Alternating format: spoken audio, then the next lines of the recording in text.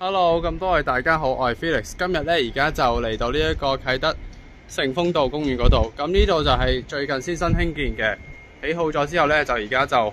有啲人可以入去睇下。不過部分咧就因為工程嘅緣故咧，所以就部分地區就暫時係封閉住嘅。咁你望到啦，有啲海濱長廊都開咗，即係例如喺對面啦，都開咗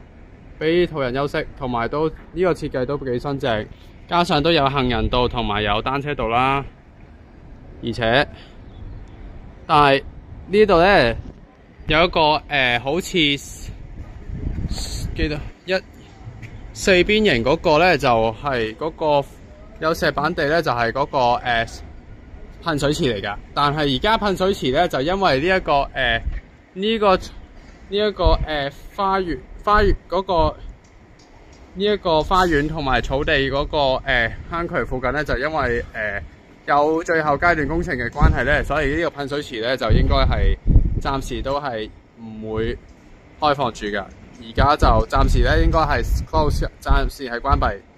即係對面就係相信係噴水池廣場嚟㗎。相信咧咁呢度其實係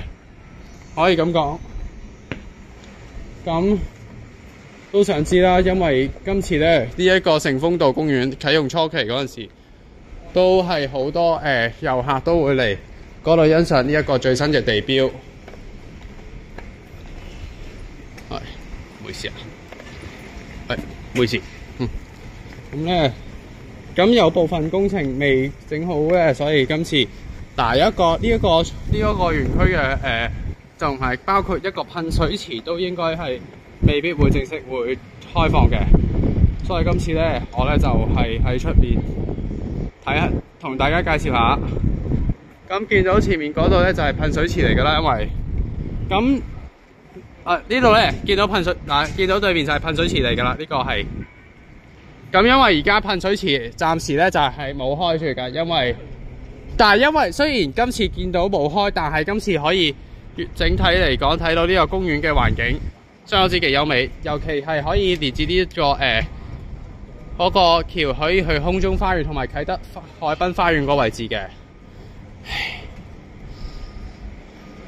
不時都好多人都可以去欣賞下，不過有啲地方咧就唔好入去啦，就因為工程嘅關係咧，所以就因為安全考慮嘅關係，所以千祈咧就唔好入去。好啦，咁我咧呢個成豐道公園咧就睇咗咧。幾優先，不過部分升降機都係未啟用住嘅，所以今次咧就應該遲啲開返嘅時候咧，連埋噴水池開放嘅，噴水池應該會開放嘅，所以我希望可以敬請期待啦。好，今日咧介紹嚟到呢度，如果有興趣就關注我頻道同中意睇條影片，記得訂閱同埋支持我頻道，記得俾我 like、comment 同 subscribe 我個 channel， 記住留意我影片同更新成文資訊。好啦，今日嘅節目時間夠，多謝大家收睇我 Felix 本頻道，期待下一次再見，拜拜。